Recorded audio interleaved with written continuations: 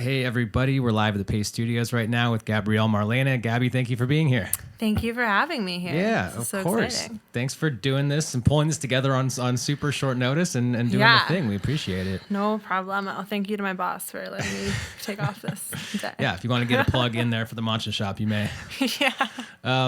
So you're doing 3 songs off of the current album, Manners, which just came out. I was at the release party last week at Arlene's grocery store, which turns out is not a grocery store at all. It's just a venue called that, and it's outstanding. Sure. You did a release there. And love that venue. It was awesome. So, and you're going to do one from the previous EP, Easier Love, also. Can you tell us what you're going to start out with? Yeah. The first song I'm going to sing for you guys today is called Sorry I Ever Fucked You.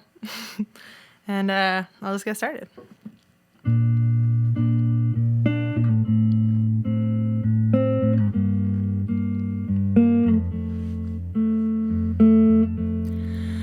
Well, we both live in Brooklyn, but that's not much to say. When getting to your apartment takes a fucking day.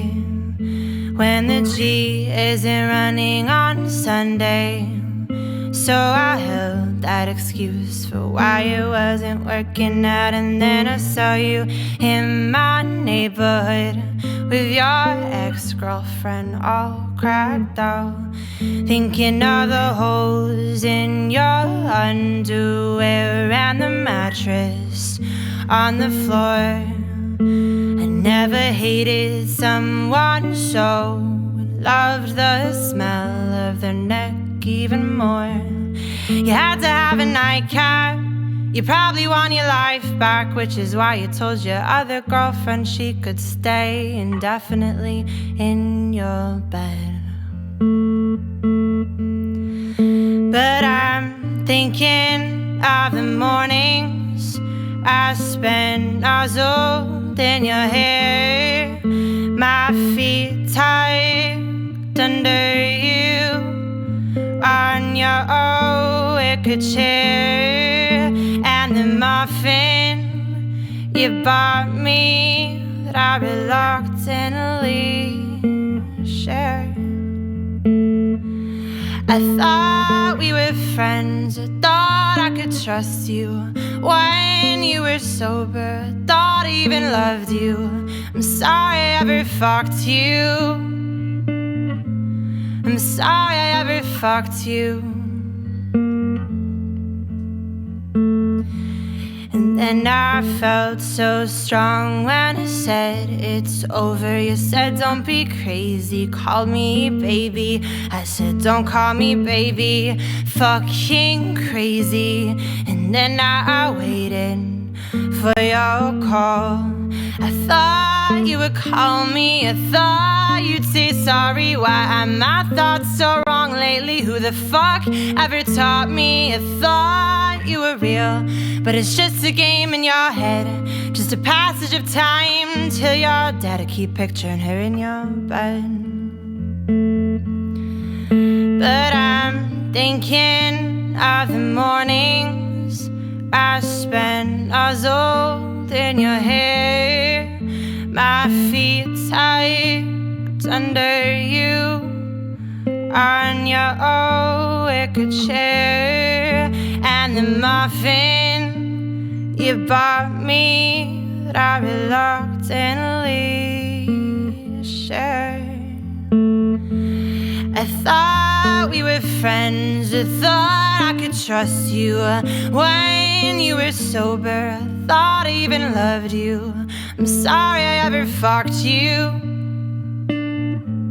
I'm sorry I ever fucked you. I thought we were friends, I thought I could trust you when you were sober, I thought I even loved you. I'm sorry I ever fucked you. I'm sorry I ever fucked you.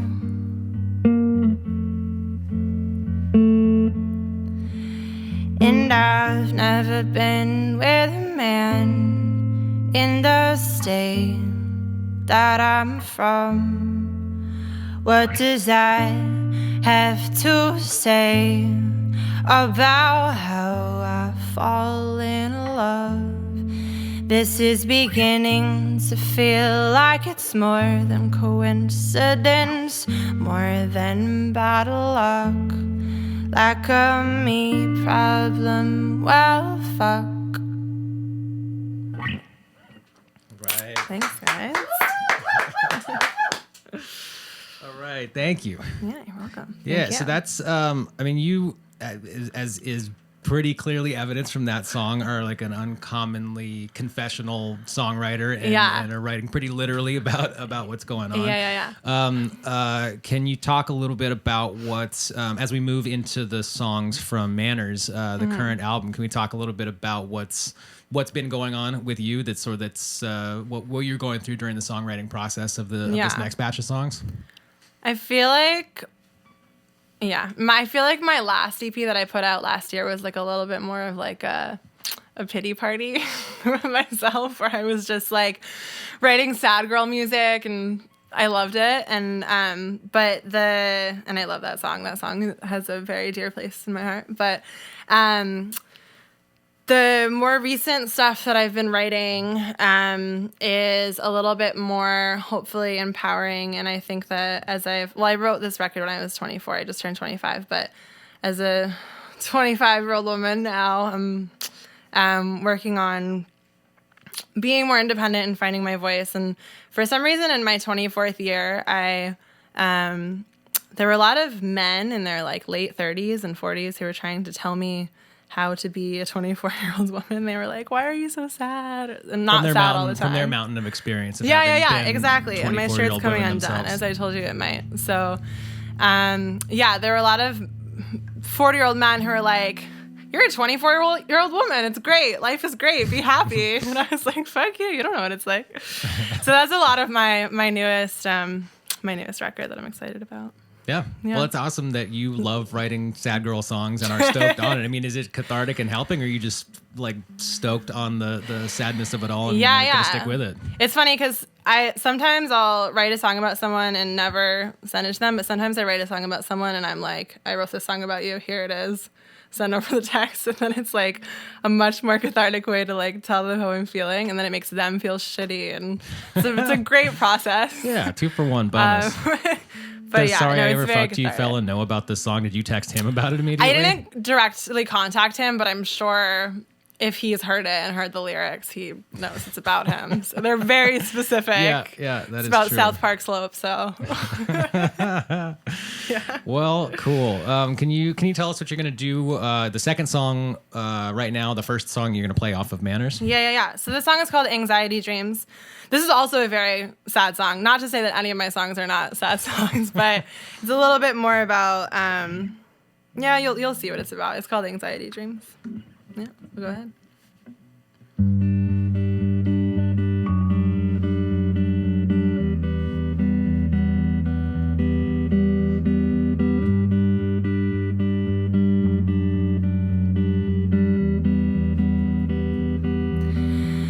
My favorite tattoo is the one that I never can see. My favorite lover was the one that I never did meet. My favorite song was written by you and not by me. My favorite version of you was the one that I could leave. I wake up with anxiety dreams about leaving my keys in the car. I wake up with anxiety dreams about taking the subway too far. But if a tree falls and no one can hear it, it still makes a sound. And if you show up and no one can see you, you're still left the house. It makes me so sad that you're not enough for yourself, because all you've ever wanted is to be the woman that you've become. How good has that felt? You don't need any help.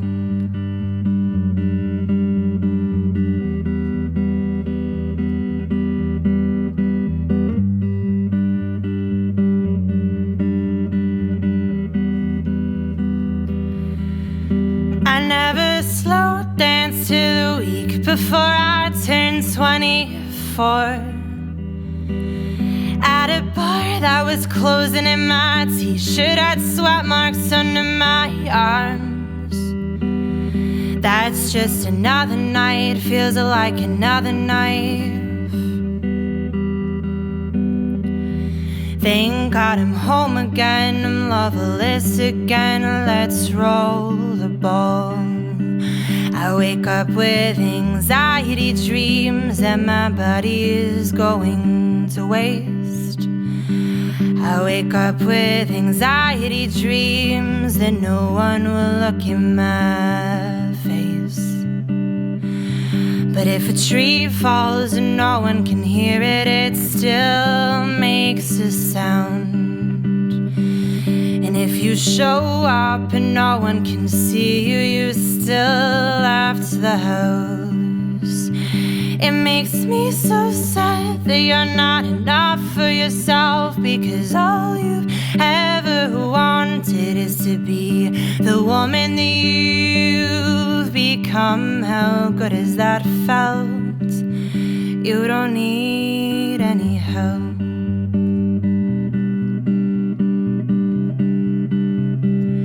You don't need any help.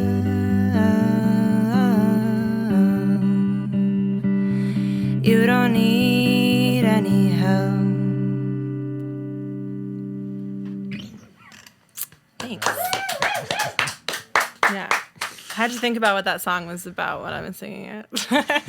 And luckily that's not the question that I'm about to ask you right now. We do not have to talk about song I do have an meanings, answer for that question if you want to ask. Should I ask that question? Yeah, let's go for it. Well, I was just thinking about how that song is more about like embracing my feelings, but being like, well, trying to help myself get over my emotions as a woman in her mid-20s, but also like you don't need anyone's validation, and talking about how anything you're doing, it doesn't matter who's seeing it, you're still doing it, and like that being enough. And yeah, that's why I like that song. Nice. Good. A good lesson. A young age to have a firm grasp on that lesson. Yeah. A lot of people so don't I don't ever care get there. how many people are watching this. Yeah. Well, it turns out, luckily enough, I told you I wouldn't say this, but Facebook, Instagram, and WhatsApp are fucked right now. So we're not live streaming on Facebook. YouTube is seeing it. Okay. So we are actually live on the internet right now. So we're live on the internet. Yeah, but thanks a lot, Facebook. But Facebook is also broken. Yeah. So, as was bound to happen at some point. Maybe it'll never come back. We didn't, yeah, dude, and wouldn't we all potentially benefit from that? Probably.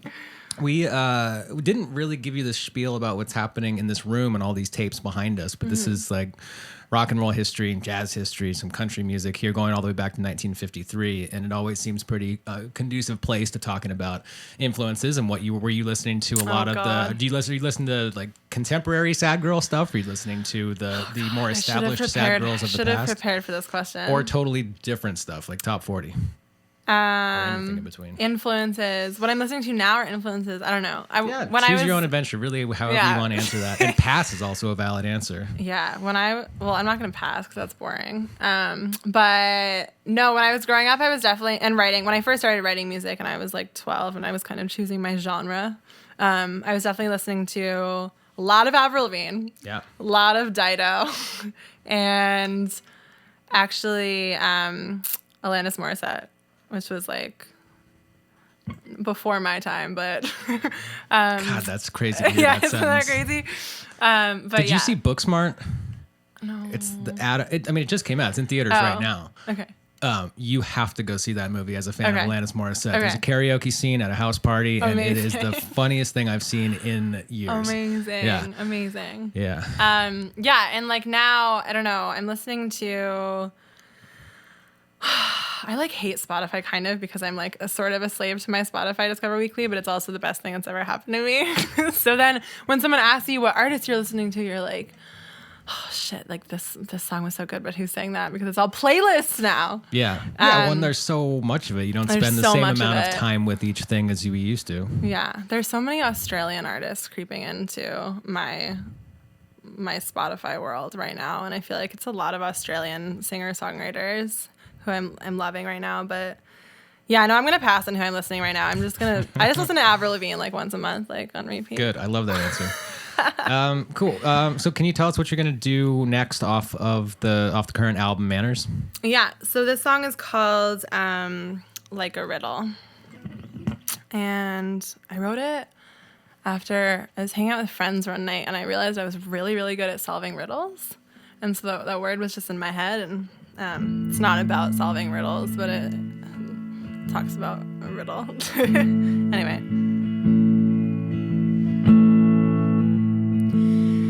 You could call it progressive, but I think it's depressive. I've been smoking exactly one cigarette every time that we text, as if I were surprised. You could call me obsessive, so please put me to rest.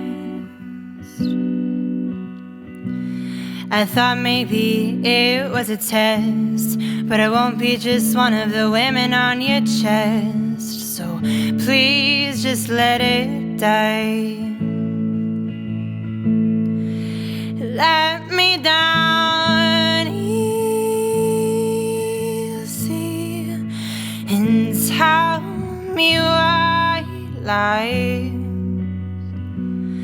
Put my head down on the pillow and then please climb out the window, so I know you didn't try. I'm feeling self-destructive. I was feeling I'm letting myself down. I'm letting myself. It's 4 a.m. I shouldn't call him, but I have been all over town. I just want what I had before. Can I feel it in my chest? I notice when he looks at me that this is not my bed. Let me down easy and tell me why lie. Put my head down on the pillow and then please climb out the window, so I know you didn't try. Don't make me say please now, and don't make me fight. You got me stuck right in the middle. Try to read you like a riddle, but it takes too much time.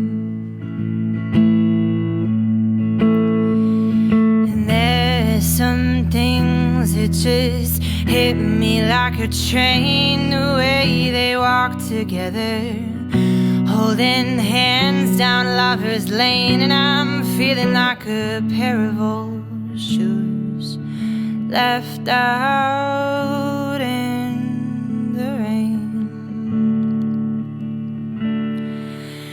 Let me down easy and tell me why lies. Put my head down on the pillow and then please climb out the window, so I know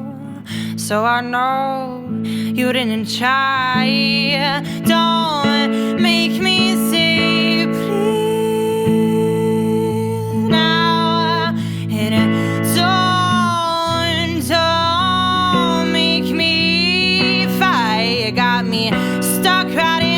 Untitled Chapter. Read you like a riddle, but it takes too much time.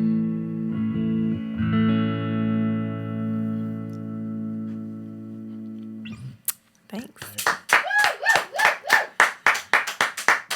Thanks, guys. Yeah, thank you. So the lyrics are there's a lot of New York reference, a lot of Brooklyn reference lyrically. Production wise, is this all a very New York centric thing? Was all the recording done here as well? Yeah, so I'll take this opportunity to give a shout out to my producer, Katie Buchanan. Right. And we've actually made 3 projects together now, all in New York. And it's fun because the sound has grown a lot, and I'm really excited about that.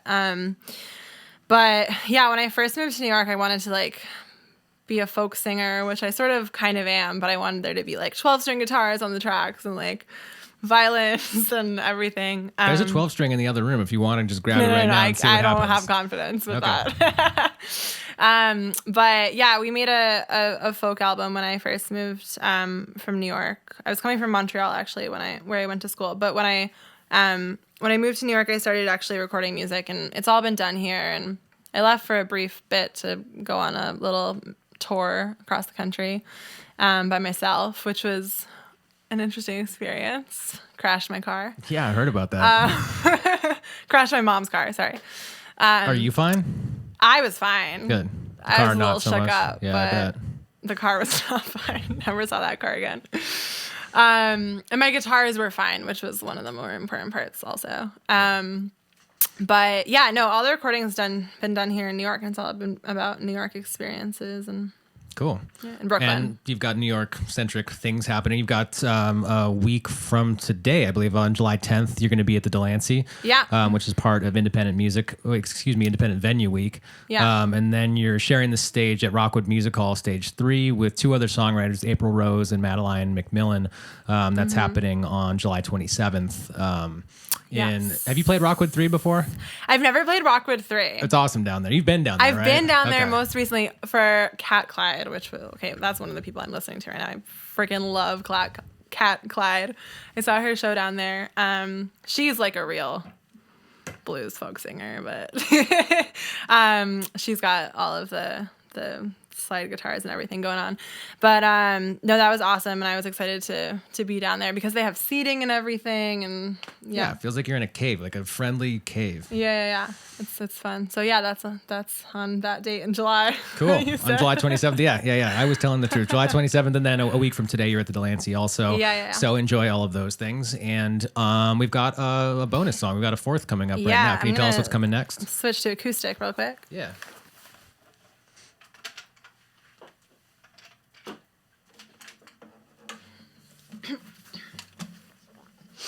Cool. So this song is one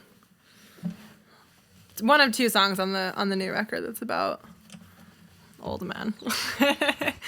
No, just like people trying to tell you how to think and act when you're a young woman and when they've never been there. So yeah, this song is called Older Than Me. Yeah, I'll get to it.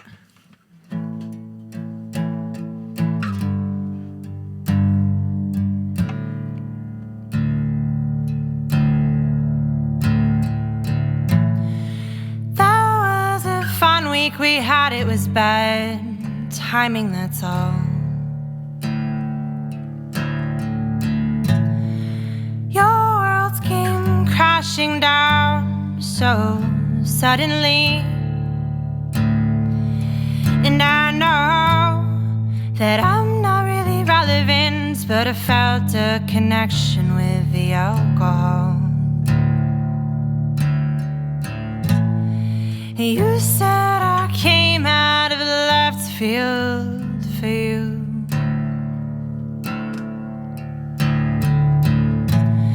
And don't tell me what to think, don't tell me what I should be worrying about. And last time I checked, you're not the only one who's allowed to play house. And I'm not here for your entertainment. I'm not something you should choose. You wanna handle a nut. I'm not a careless younger version of you who you can block so that you don't get caught. And I know you haven't slept next to a body in a while. You got me living in a fantasy where you would never be seen with me. You got me fantasizing about spending the rest of our lives alone on a beach. And you're the one who said you didn't want me to stop talking to you.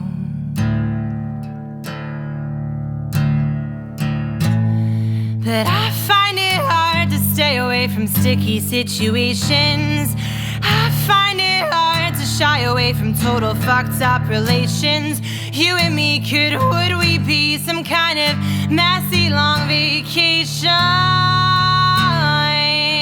Oh, and I'm not here for your entertainment. I'm not something you can choose. You wanna handle a nut. I'm not a careless younger version of you who you can block so that you don't get caught. And I know I'm only 24 years old, but you set yourself up for this. Do you think it's not just as confusing for me? You created an obstacle to be. You invented a game just for me. You can't claim a monopoly on being messed up. Can't you tell that I'm lonely? Just because you're older than me doesn't mean I'm not lonely. Just because you're older than me doesn't mean I'm not lonely. Just because you're older than me doesn't mean I'm not lonely. Thank you guys. That's it for me today. Awesome. Well, thank you very much for coming and doing this, Gabby. We appreciate it, and best of continued luck on Manners that just came out. Thank you. And everybody who is watching right now hopefully gets a chance to check out the video for that song we just heard, "Older Than Me." It's maybe a departure in style from the rest of your videos, and it's a lot lighter and a lot more ridiculous and awesome. And I enjoyed it very much, and hopefully Thank you. everyone gets a chance to check it out as well. So yeah, have a great show next week at the Delancey, in a couple weeks at Rockwood Stage 3, and enjoy. Thanks for doing this. Cool. Thanks, guys. See you later. All right.